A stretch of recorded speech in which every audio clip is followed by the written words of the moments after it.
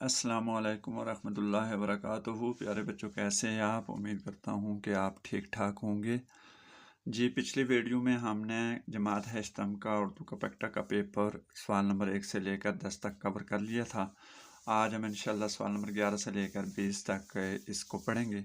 तो जी शुरू करते हैं। सवाल नंबर 11 है, एक शायर जंगल में सफ़र कर रहा था। रास्ते में उसने एक शेरनी, एक मुर्गा और कबूतर कबूतरी का जोड़ा देखा। इसमें तज़कीर की दुरुस्त फ़हरिस्त है।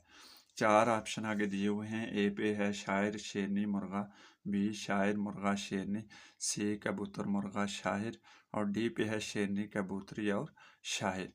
तो ये 4 ऑप्शन दिए हुए हैं। तज़कीर भी इसमें मुज़क्कर ही होता है। मुज़क्कर को आपने देखना है कि यहाँ पे कौन कौन सी फ़हरिस्त जो है वो मुज़क्कर है, क्योंकि इसमें मानस भी है। आप देखें, ए पे शायर है तो ये मुज़क्कर है, शेरनी है तो ये मानस है।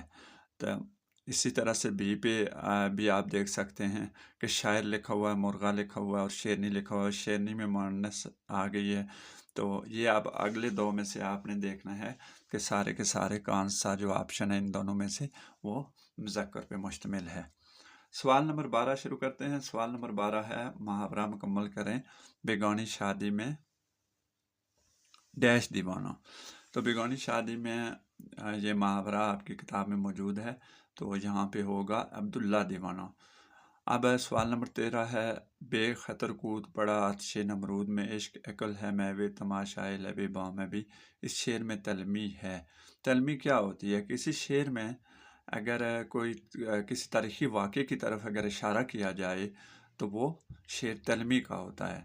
तो आप देखें, यहाँ पे 4 ऑप्शन दिए हुए हैं। ए पे है बेखतर, बी पे है लबे बाम, सी पे है आतिश नमरूद, डी पे है इश्क। तो आतिश नमरूद जो है वो तलमी होगी। वो इसलिए होगी कि आतिश नमरूद को हम पढ़ के हमारा ज़हन जो है वो हज़रत इब्राहीम अलैहिस्सलाम के उस वाक़े की तरफ चला जाता है जब नमरूद ने हज़रत इब्राहीम अलैहिस्सलाम को आग में डाला था। तो ये आपने याद रखना है। तलमी की जो तारीफ़ है वो आपने याद रखनी है। अच्छा, आगे है सवाल नंबर 14, अल्फाज के तकरार के हवाले से दुरुस्त जुमला है। अब आपने समझना है और तकरार आपने ख़ुद यहाँ पे इस ऑप्शन में ढूंढनी है। अब देखें, तकरार से मुराद यह है कि अल्फाज की तकरार से मुराद के किसी लफ्ज़ या अल्फाज को जानबूझकर एक ही जुमले या इबारत में बार बार इस्तेमाल किया जाए ताकि बात पर जोर दिया जा सके या मानी वाज़िया हो जाए, तो उसे क्या कहते हैं? तकरार कहते हैं। अब देखिए इस ऑप्शन में कौन सा तकरार वाला जुमला है। सवाल नंबर 15 है, बाग के दुरुस्त लाजमात। बहुत आसान सवाल होता है। तो लाजमात सिर्फ आपने याद रखनी है, इसकी तारीख तो आप इंशाल्लाह ताला वहाँ पे करेक्ट ऑप्शन जो है वो उस पर टिक लगा लेंगे। तो लाजमात को आप समझने के लिए स्कूल के अस्पताल की मिसाल ले सकते हैं, यानी किसी एक ही कबीले की चीज़ें हों और सिर्फ उन्हीं के मुतल्लिक़ अल्फाज हों, ठीक है, तो उनको हम तलाज़मात कहते हैं। मसलन स्कूल के तलाज़मात हैं तलबा, असातिज़ा, किताबें, कापियाँ, डेस्क वगैरह। तो ये क्या है? ये स्कूल के तलाज़मात हैं। इसी तरह बाग होता है, बाग में क्या क्या होता है ये आप ज़रा यहाँ से नोट करें और देखें और गेस करें कि तलाज़मात की तारीफ़ को सामने रख कर आप सोचें कि इसमें से तलाज़मात का दुरुस्त जुमला कौन सा है। सवाल नंबर 16 है, आम बोल चाल वाले अल्फाज के लिहाज से दुरुस्त जुमला है। तो अब यहाँ पे आपने दुरुस्त जुमले पे निशान लगाना है। बच्चे हैरानगी से रीछ का तमाशा देख रहे थे। बी पे है, ईद के दिन दुकान पर बहुत ज़्यादा भीड़ थी। अब यहाँ पे आपने दुरुस्त जुमला ढूंढना है। इमला की दुरुस्ती अच्छी तरीके की लाजम है। आम आदमी शादी से रहना पसंद करता है। अच्छा, यहाँ पे मैं एक चीज़ आपको क्लियर करता चलूँ कि हैरानगी लफ्ज़ नहीं होता, लफ्ज़ हैरानी होता है। इसी तरह से दुकान का वाव नहीं होता, वाव नहीं होती, दाल काफ़िल का नून होती है, ठीक है। तो अब यहाँ पे चले मैं अब आपको बता देता हूँ। सी पे है इमला की दुरुस्ती। दुरुस्तगी लफ्ज़ नहीं होता, असल लफ्ज़ होता है दुरुस्ती। तो ये आपका जो है सी वाला ऑप्शन ठीक होगा, ठीक है। हैरानगी का आपने याद रखना है, हैरानी होता है, ठीक है। असल लफ्ज़ हैरानी है। और इसी तरह से ये लफ्ज़ दुरुस्ती लफ्ज़ न कि दुरुस्तगी होता है। तो ये आपका सी ऑप्शन ठीक है। सवाल नंबर 17 है, फल खरीदे गए। इस जुमले का फ़ेल मारूफ में दुरुस्त जुमला है। अब फ़ेल मारूफ क्या होता है? फ़ेल मारूफ वो फ़ेल जिसमें काम करने वाला फ़ाइल मालूम और वाज़िया हो जाए اور کام کرنے والے کی جگہ اس میں ضمیر بھی استعمال ہوا، جیسے علی نے خط لکھا۔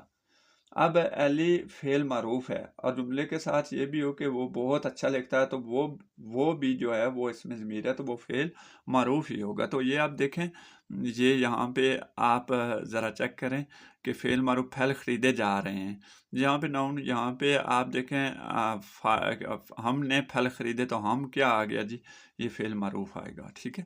تو یہ آپ نے یاد رکھنا ہے، کوئی نام ہو یا اس میں ضمیر ہو تو وہ فعل معروف ہوتا ہے۔ جی، سوال نمبر 18 ہے، کام، کام اور بس کام عبارت کا تعلق ہے کہاوت سے، کہانی سے، قول سے یا مضمون سے؟